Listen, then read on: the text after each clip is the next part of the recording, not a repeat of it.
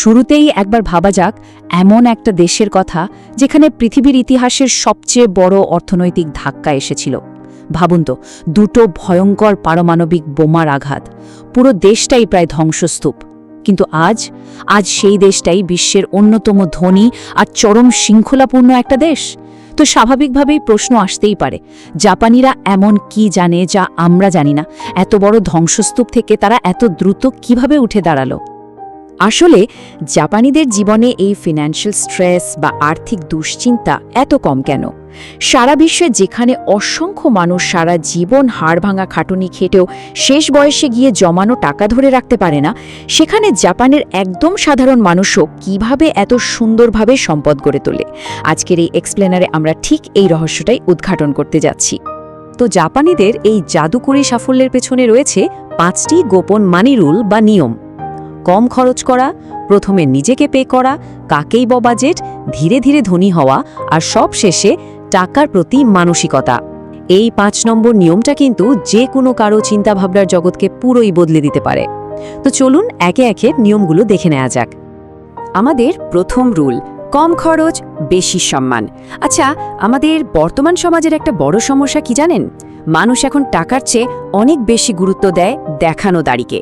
হাতে একটু টাকা এলেই নতুন ফোন, ব্র্যান্ডের জামা কাপড় বা খুব দামি একটা বাইক কেনার ঝোঁক দেখা যায়। আর এসবই করা হয় শুধুমাত্র অন্যদের দেখানোর জন্য। কিন্তু জাপানের সমাজ ব্যবস্থা একদম উল্টো।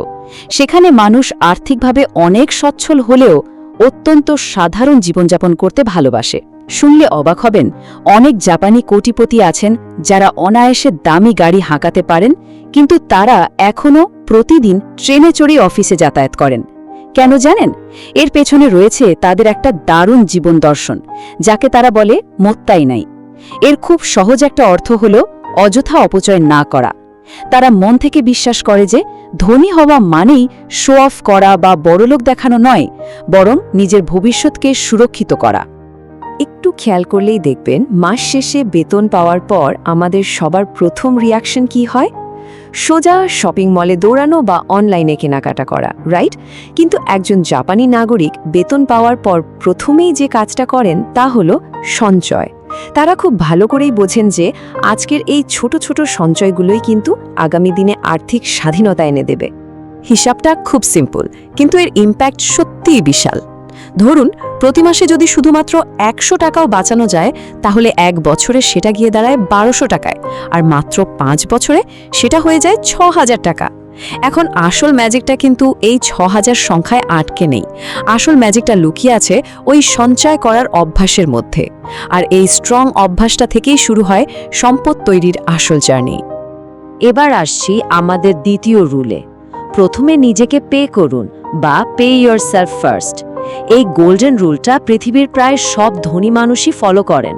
তবে হ্যাঁ, এর মানে কিন্তু নিজের শখের পেছনে দেদারসে টাকা ওড়ানো নয়। এর মানে হলো বেতন পাওয়ার পর প্রথমেই কোনো ইএমআই বা শপিংয়ের টাকা গোনার আগে নিজের ভবিষ্যতের জন্য একটা নির্দিষ্ট অংশ আলাদা করে ফেলা। ধরা যাক মাসিক আয় 10,000 টাকা। জাপানি সিস্টেমে প্রথমেই সেখান থেকে 2,000 টাকা সঞ্চয়ের জন্য সরিয়ে ফেলা হবে।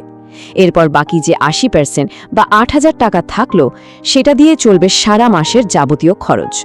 অথচ আমাদের খুব কমন একটা ভুল কৌশল হলো আগে পুরো 10,000 টাকা খরচ করার প্ল্যান করা, আর মাস শেষে যদি কিছু বেঁচে যায় শুধু তখনই সেটা জমানোর কথা ভাবা। এখানে একটা খুব পাওয়ারফুল কথা আছে, যে মানুষ সঞ্চয় করতে পারে না, সে যতই আয় করুক না কেন, একদিন না একদিন তাকে গরিব হতেই হবে। কথাটা কিন্তু একদম সত্যি। দীর্ঘমেয়াদী আর্থিক নিরাপত্তার জন্য এই বেসিক সঞ্চয়ের অভ্যাসটা একদম মাস্ট। এখানে কোনো কম্প্রোমাইজ চলবে না। আয় যতই হোক না কেন, সঞ্চয় করতে না পারলে আর্থিক বিপদ আসাটা শুধু সময়ের ব্যাপার। চলে এলাম 3 নম্বর রুলে, কাকেইব বাজেট।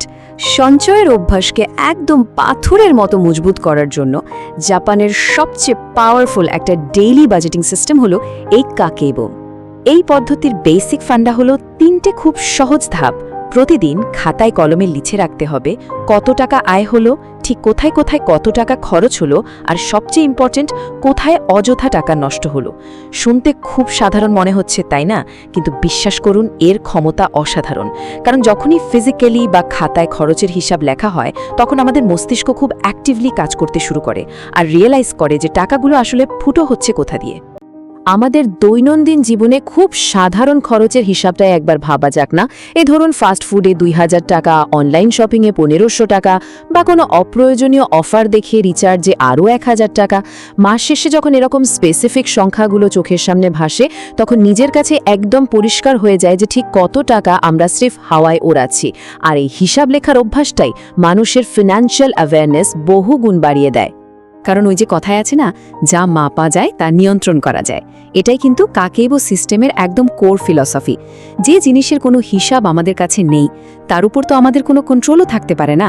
তাই প্রতি মাসে কোথায় সবচেয়ে বেশি টাকার অপচয় হচ্ছে সেটা ম্যানুয়ালি খুঁজে বের করার জন্য এর চেয়ে দারুণ কোনো টুল আর হতেই পারে না। 4 নাম্বার রুল, ধীরে ধীরে ধনী হওয়া। আজকাল চারপাশের পরিবেশটা এমন হয়ে গেছে যে সবাই যেন রাতারাতি কোটিপতি হতে চায়। ক্রিপ্টো, ডে ট্রেডিং, শর্টকাট কিংবা টাকা ডাবল করার নানা স্কিম, এসবের প্রতি মানুষের এক অদ্ভুত মোহ তৈরি হয়েছে। আর ঠিক এই লোভের ফাঁদে পা দিয়েই কিন্তু সবচেয়ে বেশি মানুষ আর্থিকভাবে একেবারে সর্বশান্ত হয়। কিন্তু জাপানিদের মেন্টালিটি এখানে একদম আলাদা এবং খুব ব্যালেন্সড। তারা খুব স্ট্রংলি বিলিভ করে slow growth is safe growth, অর্থাৎ ধীর প্রবৃদ্ধি হল সবচেয়ে নিরাপদ প্রবৃদ্ধি। একটু ভাবলে দেখা যাবে, প্রকৃতিতে যেমন একটা গাছ রাতারাতি বড় হয়ে ফল দেয় না, তেমনি রাতারাতি বিশাল টাকার মালিক হয়ে যাওয়াটাও বাস্তবে সম্ভব নয়, আর হলেও সেটা নিরাপদ নয়। তাই জাপানি আর্থিক সংস্কৃতি সবসময় ঝুঁকিপূর্ণ শর্টকাটের বদলে দীর্ঘমেয়াদী এবং ধারাবাহিক বিনিয়োগকেই আপন করে নিয়েছে। এখানেই আসে কম্পাউন্ড ইন্টারেস্ট বা চক্রবৃদ্ধি সুদের আসল জাদু। খুব ছোট অঙ্কের টাকাও যদি নিয়ম করে ধারাবাহিকভাবে 10 থেকে 15 বছর ধরে ইনভেস্ট করা যায়, তবে সময়ের সাথে সাথে সেটাই একসময় বিশাল সম্পদে পরিণত হয়।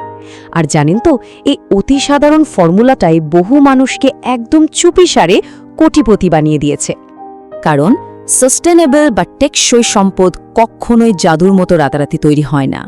যারা সত্যিকার অর্থে ধনী, তারা কখনোই দ্রুত টাকা বানানোর পেছনে ছোটেন না, বরং তারা তাদের ইনভেস্ট করা টাকাকে ওই চক্রবৃদ্ধি হারে বেড়ে ওঠার জন্য পর্যাপ্ত সময় দেন। এবার আসছি আমাদের শেষ এবং সবচেয়ে গুরুত্বপূর্ণ রুলে, টাকার প্রতি মানসিকতা বা মানি মাইন্ডসেট।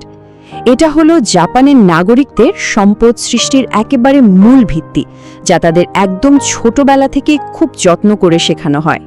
জাপানি কালচারে টাকা জমানো বা সঞ্চয় করাকে কিন্তু অত্যন্ত গর্বের চোখে দেখা হয়।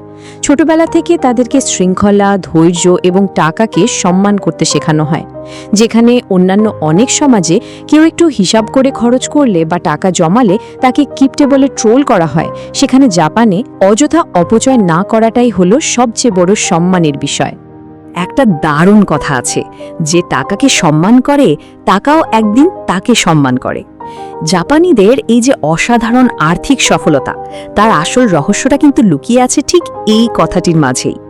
সম্পদ প্রথমে মানুষের মানসিকতায় বা মস্তিষ্কে তৈরি হয়, আর তার অনেক পরে গিয়ে সেটা ব্যাংকের অ্যাকাউন্টে জমা হয়। টাকাকে ভ্যালু দিতে না জানলে সেই টাকা কখনো কারো কাছে দীর্ঘস্থায়ী হয় না। তো এই হলো সেই চমৎকার 5টি জাপানি মানি রুলস: কম খরচ করা, আগে সঞ্চয় করা, খরচের হিসাব রাখা, ধীরে ধীরে দীর্ঘমেয়াদে বিনিয়োগ করা এবং সর্বোপরি টাকার প্রতি নিজের মানসিকতা বদলানো। এই 5টি নিয়মের মধ্যে থেকে যদি মাত্র 2টো নিয়মও কেউ নিজের জীবনে সিরিয়াসলি অ্যাপ্লাই করতে পারে, তবে গ্যারান্টি দিয়ে বলা যায় আগামী 5 বছরের মধ্যে তার আর্থিক অবস্থার একটা অভাবনীয় পজিটিভ পরিবর্তন আসবেই। তাহলে এখন সময় এসেছে একটা সলিড সিদ্ধান্ত নেওয়ার। এই পাওয়ারফুল 5টি নিয়মের মধ্যে ঠিক কোন নিয়মটা আজ থেকেই নিজের জীবনে প্রয়োগ করা যেতে পারে। আজকের এই এক্সপ্লেনারটি এখানেই শেষ হচ্ছে, তবে আর্থিক উন্নতির এই যাত্রাটা যেন এখানেই থেমে না থাকে। কোন নিয়মটা আজ থেকেই স্টার্ট করা হচ্ছে সেটা কিন্তু অবশ্যই কমেন্ট করে জানাতে পারেন। আর হ্যাঁ, এরকম আরও দারুণ সব রিয়েল লাইফ এক্সপ্লেনার পেতে আমাদের সাথেই যুক্ত থাকুন। অসংখ্য ধন্যবাদ।